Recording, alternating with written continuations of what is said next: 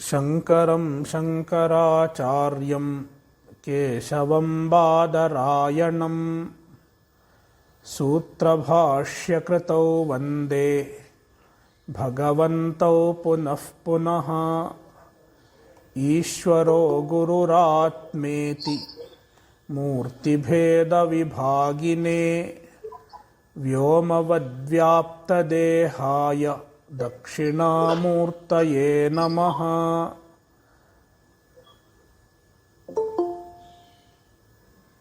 प्रणाम स्वामी जी। हरि ओम स्वामी जी। वसुदेवसुतं देवं कंसचाणूरमर्दनं देवकी परमानन्दं कृष्णं वन्दे जगद्गुरुम्। ॐ पार्थाय प्रतिबोधितां भगवता नारायणेन स्वयं व्यासेन ग्रथितां पुराणमुनिना मध्ये महाभारतम् अद्वैतामृतवर्षिणीं भगवतीम् अष्टादशाध्यायिनीम् अम्ब त्वामनुसन्दधामि भगवद्गीते भवद्वेषिणीम्। यं ब्रह्मा वरुणेन्द्ररुद्रमरुतः स्तुन्वन्ति दिव्यैस्तवैर्वेदैः साङ्गपदक्रमोपनिषदैर्गायन्ति यं सामगाः।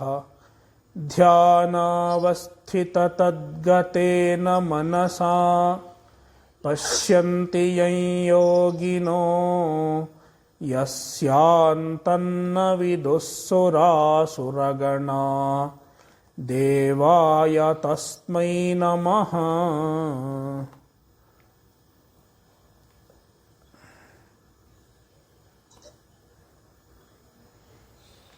नमस्ते स्वामी जी। ओम ओम। हरि ओम स्वामी जी। हरि ओम स्वामी जी। हरि ओम स्वामी जी। श्रीमद् भगवद्गीता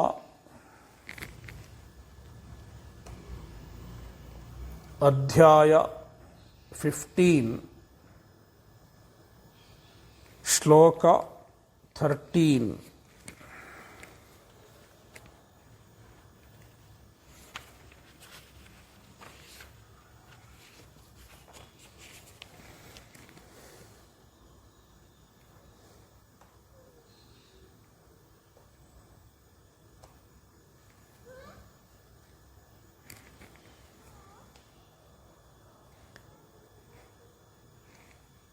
गामाविश्य च भूतानि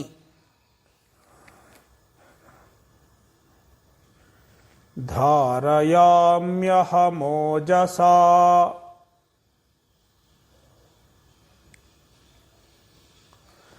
पुष्णामि चौषधीः सर्वाः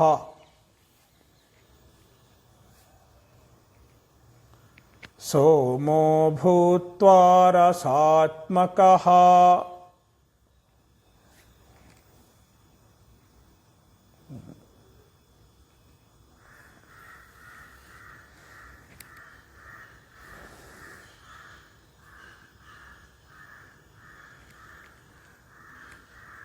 From this shloka onwards, Bhagavan is revealing the all-pervasive nature of Paramatma. Bhagavan is sarvavyapi. Paramatma is sarvavyapi. This idea has been emphasized,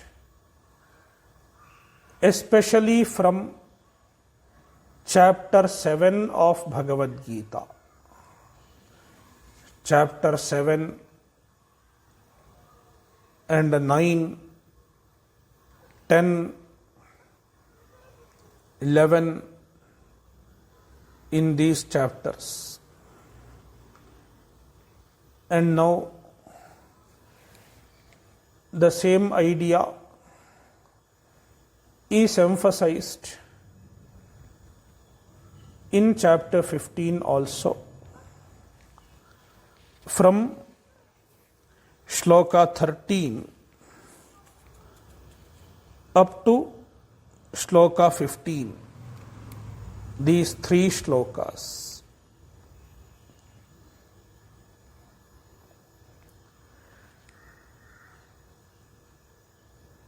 Gamavishya cha bhutani dharayamyaham ojasa. Bhagavan says, I am present in the earth. I have entered the earth and I am supporting the earth and all the beings who are living on the earth. Aham, me, the Paramatma,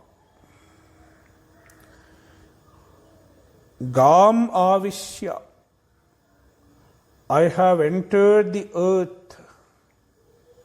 Gam means Prithivim. I am present in the earth. And the presence of Paramatma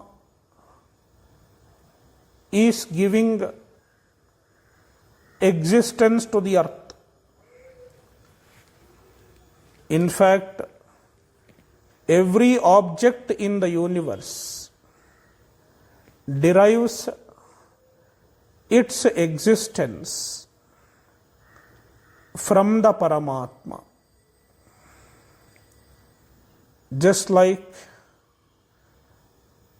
all the ornaments derive their existence from the gold. The ornaments do not have any existence apart from the existence of the gold. Likewise, everything in the universe derives its existence from Paramatma. Without Paramatma, nothing has existence. The ocean, in the ocean, there are waves. Where do the waves derive existence from? Their existence is the existence of the water. Without water, the ocean waves do not have any existence.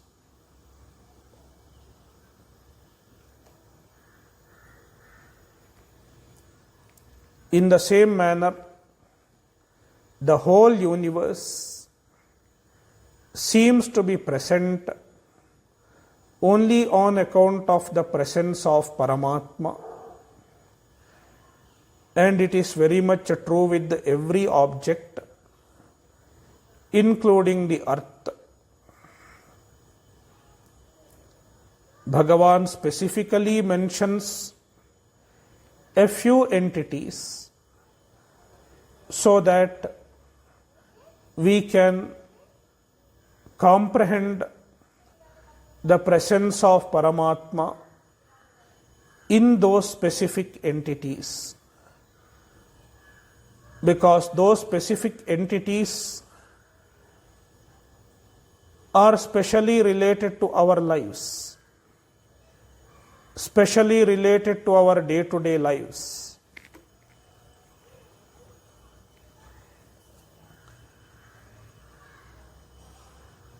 Aham gam avishya. I have entered the earth. Paramatma is there in the earth as its very existence. The earth is. We say the earth is. Where does the is come from?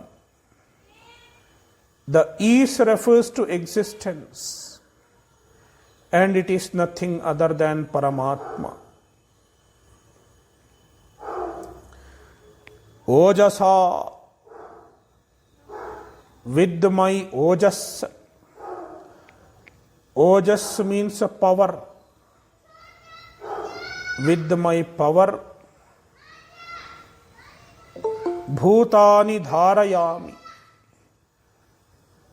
I sustain all the beings.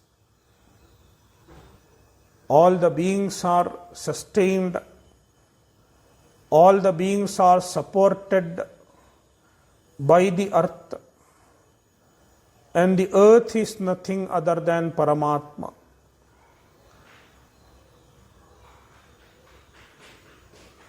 Therefore, Paramatma is present as the earth.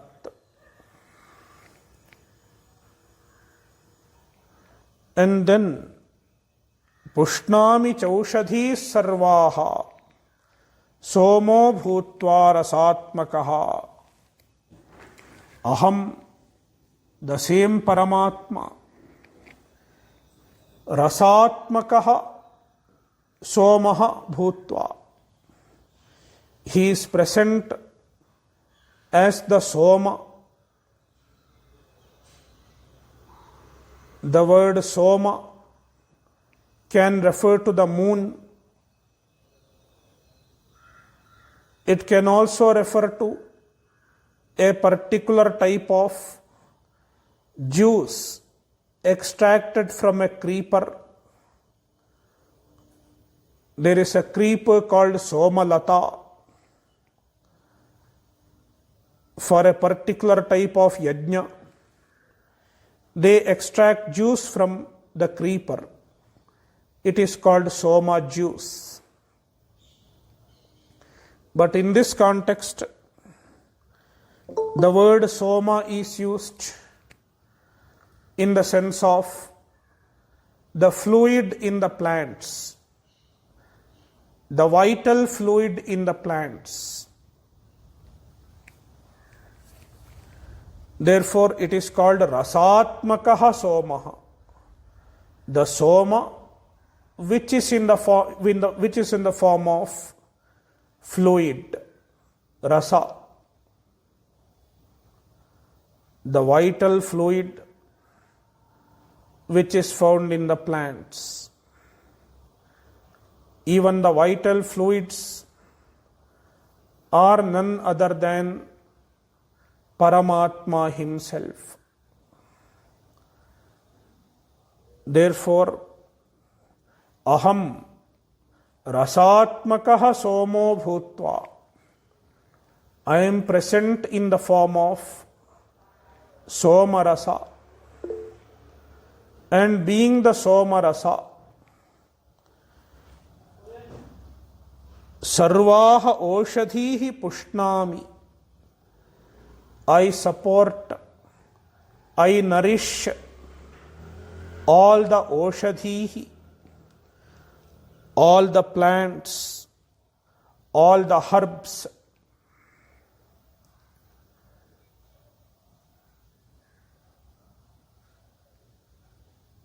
The plants that provide us food. Even those plants are sustained by Ishvara. Therefore, Ishvara is the one who provides us the food. We think we earn our food. We think we provide food to somebody. But who is the real provider? The real provider as well as the real sustainer is Ishvara himself, Paramatma himself.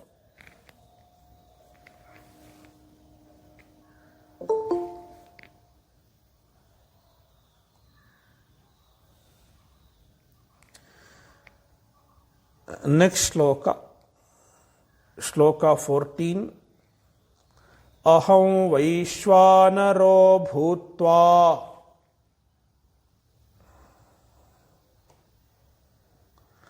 praninan dehamashitaha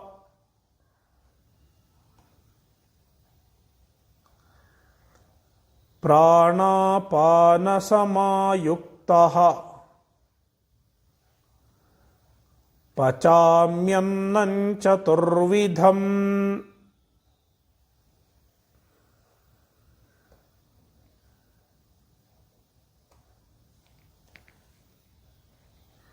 In the previous shloka, Bhagavan said that he provides the food.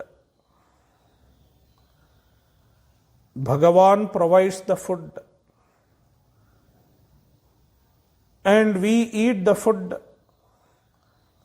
provided by Bhagavan,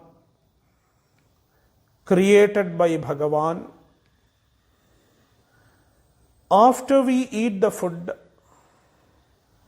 who digests the food? Who assimilates the food? It is not us, because we don't know how to digest the food. We don't know what happens after the food is ingested. Then who does it?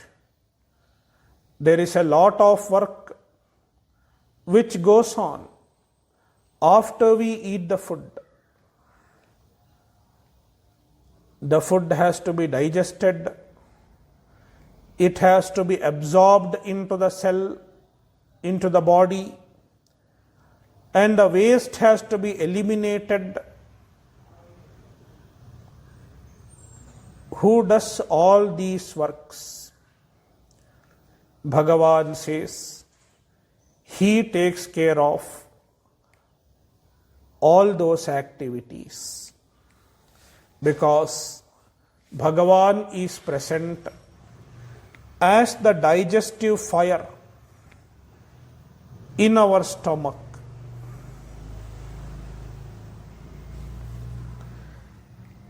Aham Vaisvanaraha bhutva. I am present as the Vaisvanara, Jatharagni, the digestive fire in the stomach. Digestive fire refers to the digestive power.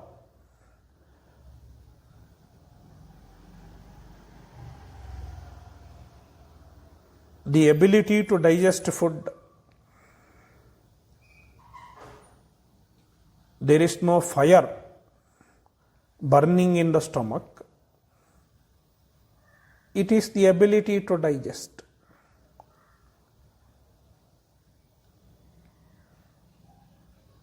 And it is Ishvara himself. Ishvara himself is present as the digestive power in all our bodies.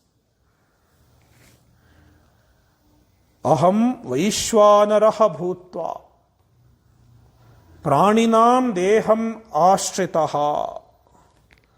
I am present in praninam deham, in everybody's body, in our bodies, in the bodies of the living beings. Prana Apana samayuktaha. The Vaisvanara, the digestive power, is assisted by Prana and Apana.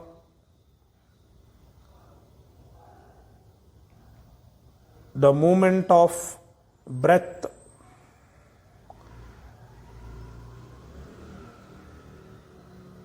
Just like any ordinary fire requires the movement of air.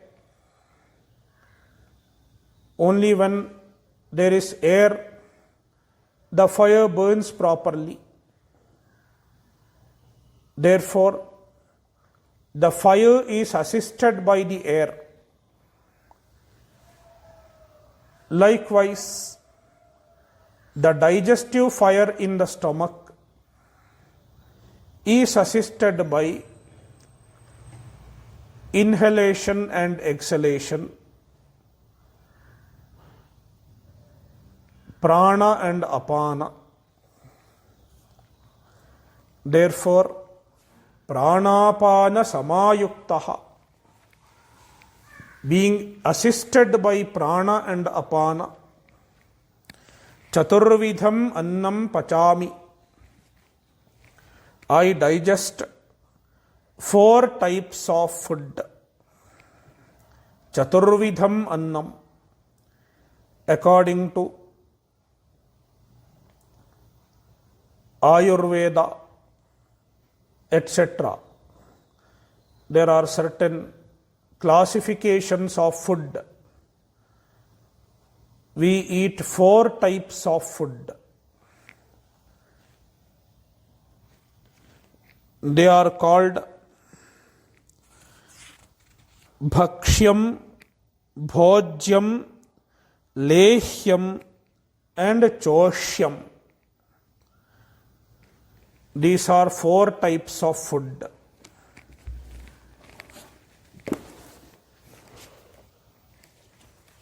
Let me read Madhusudana Saraswati.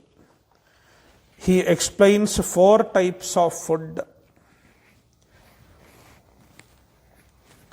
Chaturvidham Bhakshyam Bhojyam Lehyam Choshyancha iti. These are 4 types of food. Bhakshyam means yat dantair avakhandya bhakshyate apupadi tat bhakshyam charvyam iti cha uchyate. Bhakshya is also called charvya, meaning you chew it and eat. You chew it with the teeth and eat. It is called bhakshya. The food that is chewable, like roti, rice, etc. Idli, dosa, etc. Solid food. It is bhakshyam. And then yattu kevalam jihvaya vilodya nigiryate supaudanadi tad bhojyam. And then certain other things are eaten without chewing. They are solid, but you eat them without chewing. Like a ragi mudde. In Karnataka, we have a special dish called ragi mudde. It is a ball made of ragi. You are not supposed to chew it. It has to be swallowed by pressing it with your tongue.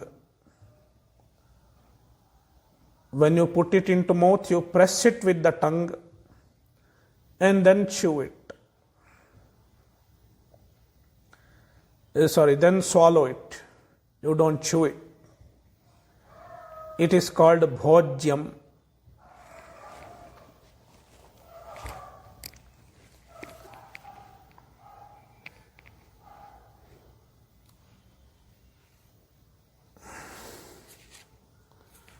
It is the food that is swallowed directly without chewing. And then lehyam, yattu jihvayam nikshipya rasaswadena nigiryate kinchid dravibhuta guda sala shikharinyadi tallehyam. Lehyam is semi-solid. You can lick it and eat. Licked. It's licked, enjoyed and eaten. Like ice cream, etc. It is a lehyam. In Ayurveda, there are many lehas, lehyas. It's a form of medicine. You know very well that it is semi-solid. And the fourth one is a choshyam. Choshyam is sucked. The example given here is sugar cane. You suck the essence. Sugar cane and some mangoes. You just suck the juice out of it. Thus, there are 4 types of food. Chaturvidham annam. Bhagavan says, I digest the food. Therefore, Paramatma is present in our jatara, in our stomach. Therefore, when we eat any food, we can have an attitude. Every morsel is an offering to Paramatma. Every morsel is an ahuti, an offering to the Paramatma in our stomach, in the form of the digestive fire. Therefore, even the eating, even the process of eating can be converted into a yajna, a ritual, a worship.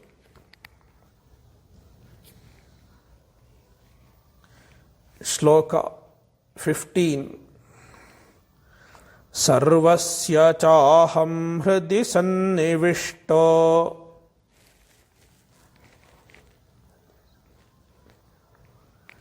mattasmatir jnanamapohanancha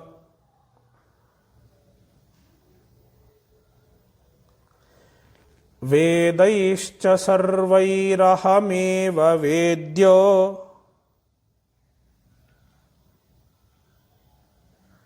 Vedanta kradveda videva chaham.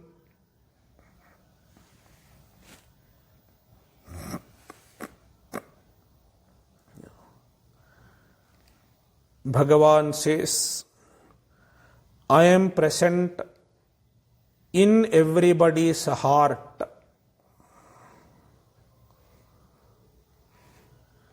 Aham sarvasya hridi sannivishtaha. He is present in everybody's heart as the Atma, as the consciousness. The consciousness that illumines our mind, the consciousness that witnesses our mind and its functions. Aham sarvasya hridi sannivishtaha. I am present in everybody's heart as the consciousness, as the Chaitanya.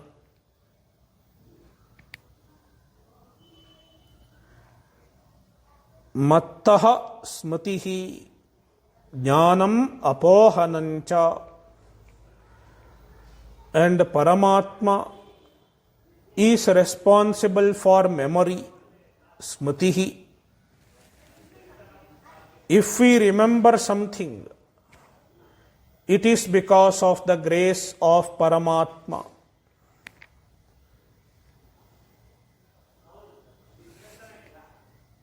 The smriti, any memory, is because of the grace of Paramatma.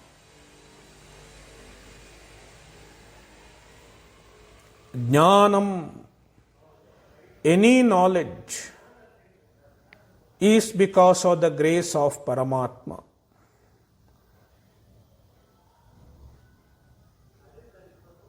Any knowledge, any ability to learn, intellectual ability,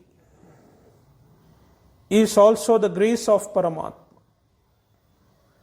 Without Paramatma's grace, one cannot be intelligent. Therefore, if we are intelligent in some respect, we should appreciate the grace of Paramatma. Apohanancha. Apohanam means forgetting. Even forgetting is a grace of Paramatma. Not only memory is a grace, even forgetting is a grace. Suppose all of us remember all that happened in the past, all the time, what will happen? Life will become very, very difficult.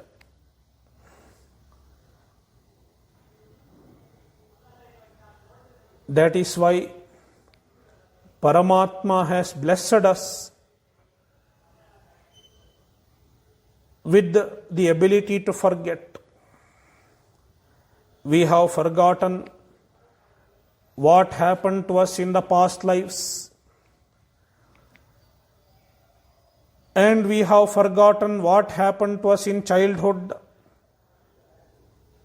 etc. That is how we have enough mental space to think about the presence, to live in the presence. If we keep remembering everything, we will be held back by the past, and we would not have been able to live in the present.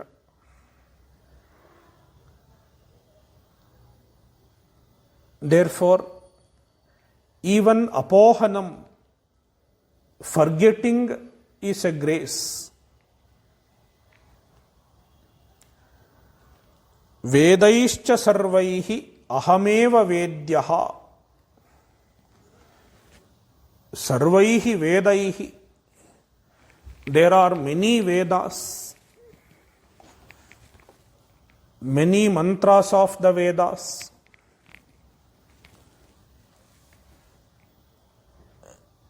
The Vedas are classified into 4: Rigveda, Yajurveda, Samaveda, and Atharvaveda. All these Vedas unanimously reveal the Paramatma, the same Paramatma.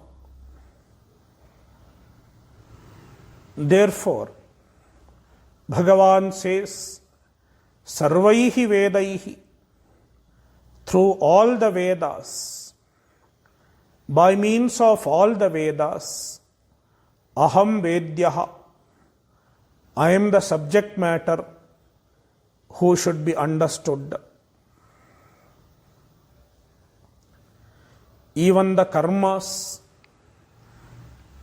prescribed by Karma Kanda are ultimately meant for understanding Paramatma.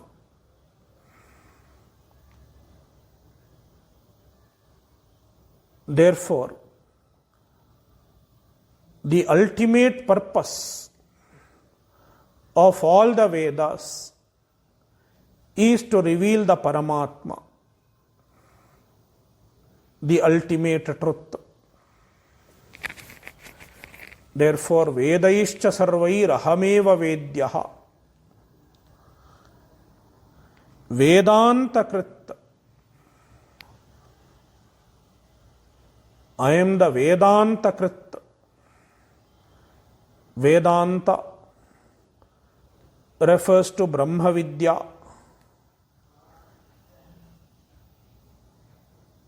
Because Brahma Vidya is revealed in the portion of Veda which is called Vedanta, the last portion of the Vedas. Therefore, Vedanta refers to Brahma Vidya. Vedanta Krit means one who teaches the Brahma Vidya. The Guru.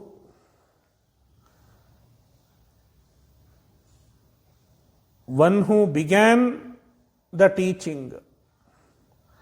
One who has founded the teaching of Brahma Vidya. The first Guru. The first Guru is Paramatma himself. That is why we say Sadashiva Samarambham. The Brahma Vidya Sampradaya begins from Ishvara himself. Therefore, Aham Vedanta Krit.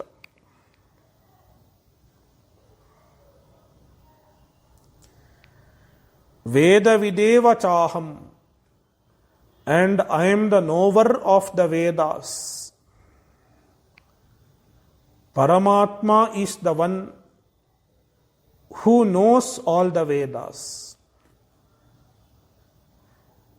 Therefore, he gave the Vedas to the humanity in the beginning of Srishti.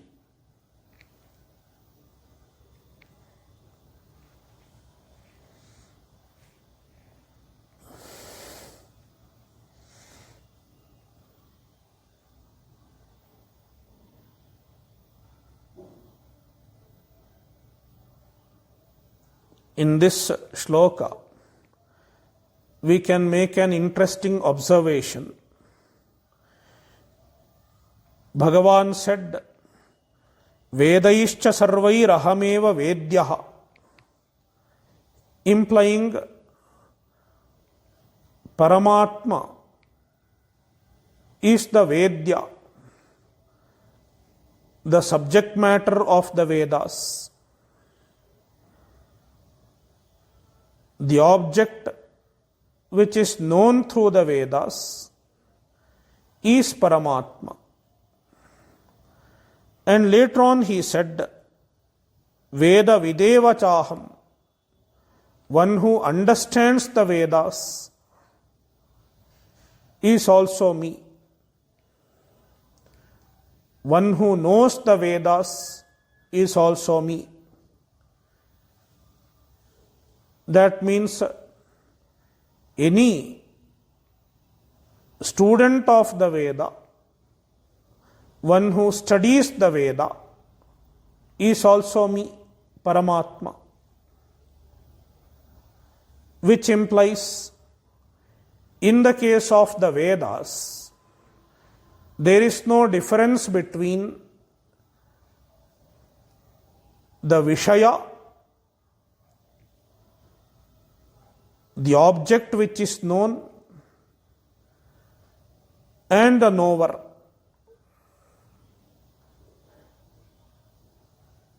The knower of the teaching of Veda and the object of the teaching of Veda are one and the same. It is very much true. Who is studying the Shastra? You. You are studying the Shastra. And through the Shastra, what are you trying to understand? You are trying to understand yourself. Who you are. Therefore, in the Adhyatma Vidya, in Vedanta, there is no difference between the student and what he is studying. The knower and what he knows. There is no difference. It is not true with any other subject. In physics, you may read about atom, but you are not the atom.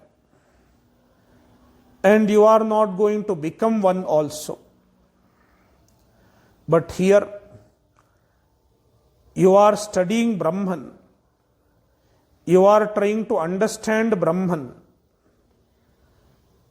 Who you are already Brahman.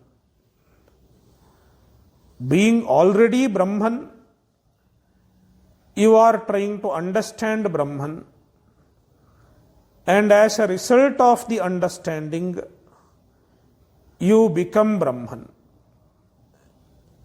You remain as Brahman.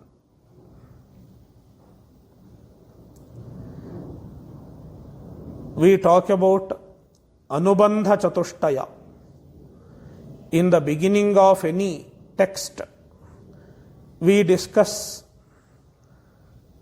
Adhikari, Vishaya, Sambandha and Prayojana. Adhikari means the qualified student. Vishaya, the subject matter. Prayojana, the purpose. These three should be studied. And their sambandha, the relation between them. In any other shastra, like physics, etc., adhikari is different, vishaya is different, prayojana is different. These three are not one and the same. But in Vedanta Shastra, adhikari, vishaya, as well as prayojana, all three are same. All three are essentially non-different. Who is the adhikari? Adhikari is the individual. And the individual is essentially Brahman, Paramatma. What is the Vishaya? The subject matter. It is Brahman. What is the Prayojana? Prayojana is moksha. And what is moksha? It is nothing but the nature of Brahman. Therefore, even the moksha is Brahman. Prayojana is Brahman. Therefore, in Vedanta Shastra, in Adhyatma Vidya, there is no difference between Adhikari, Vishaya and Prayojana. It is an implied message that we get from this shloka. Next shloka, shloka 16. Dvavimau purushau loke ksharascha evacha ksharas sarvani bhutani kutastho kshara uchyate.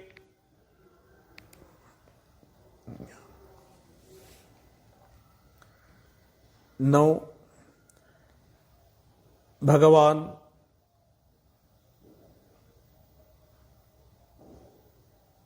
is arriving at the ultimate truth through a prakriya, through a methodology. In this prakriya, he talks about three purushas. Number one, Kshara Purushaha.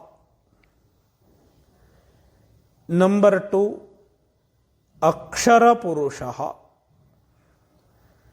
Number three, Uttamah Purushaha. He talks about three Purushas. Among these three,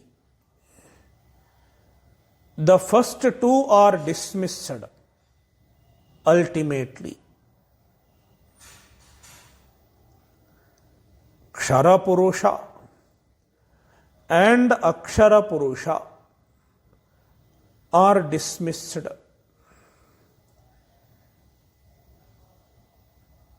And the reality is the Uttamaha Purushaha, the Supreme Purusha, Paramatma. Paramatma is called Uttamaha Purushaha. Uttamaha Purushaha alone is real. This is being conveyed.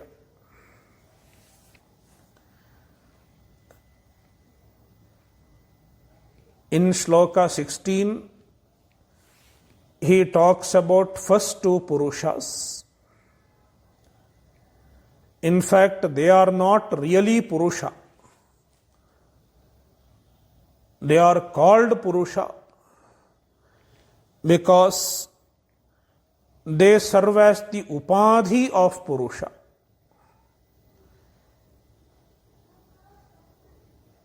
They are Upadhis of Purusha.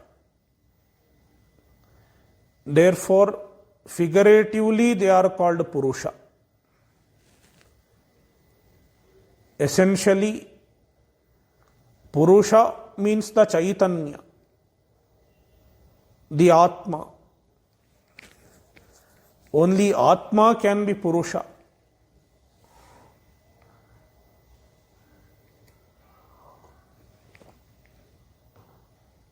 But here, the word Purusha is used to Anatma, the non-self, because they serve as the Upadhi of the Purusha. They are associated with the Purusha. Therefore, they are called Purusha.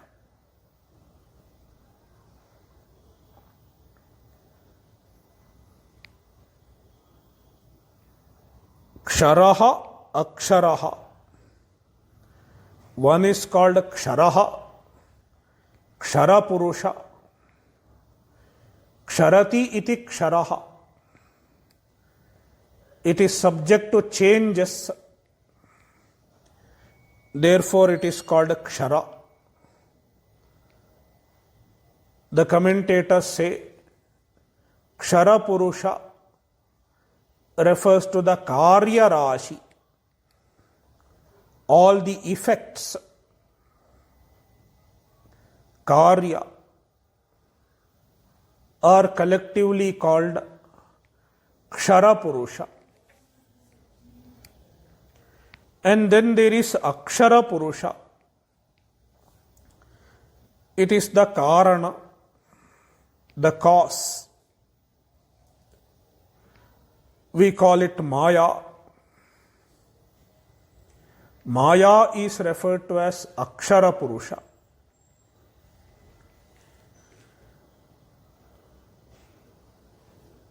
Madhusudana Saraswati says, it is the Karana.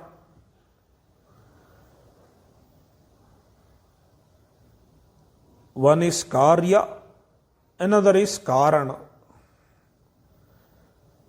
This whole universe consists of Karya and Karana, cause and effect.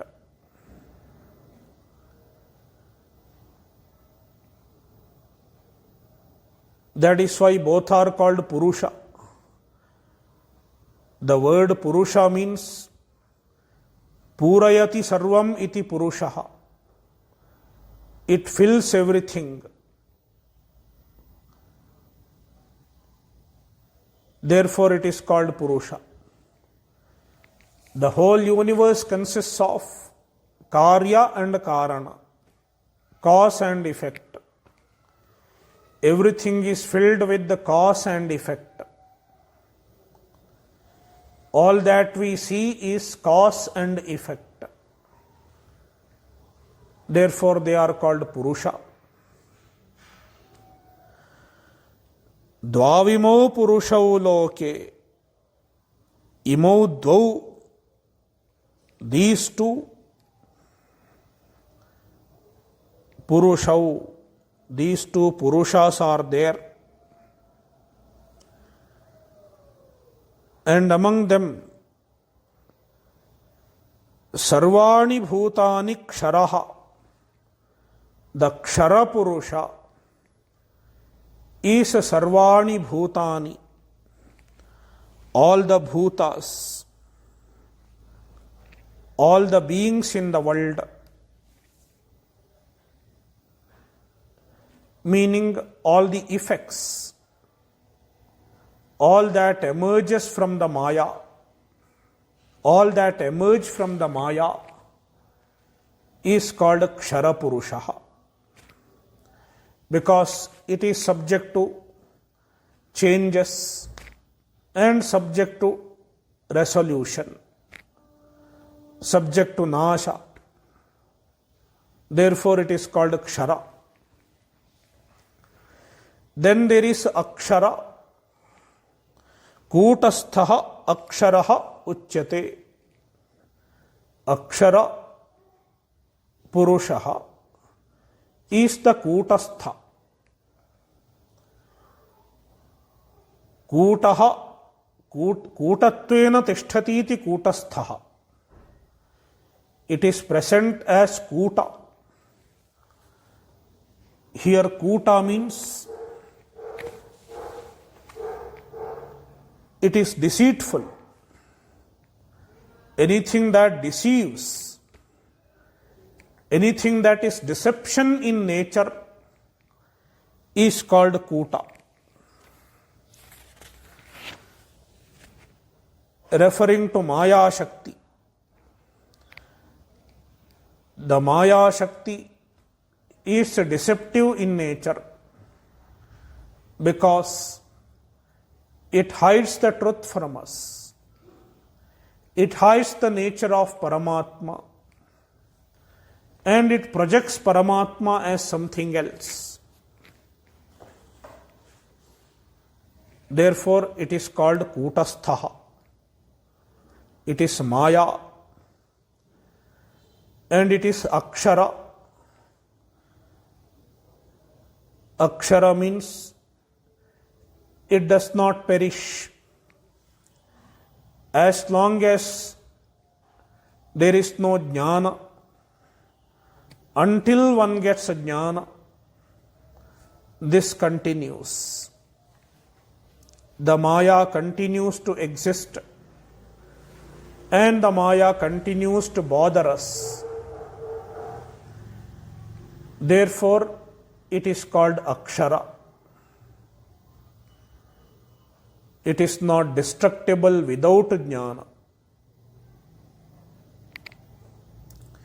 Thus, there are two Purushas, and they are in the form of cause and effect.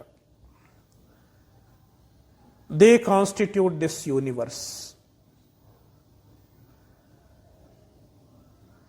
In the next shloka, Bhagavan reveals the real Purusha. These two are not the real Purusha. They are called Purusha because they are associated with the real Purusha.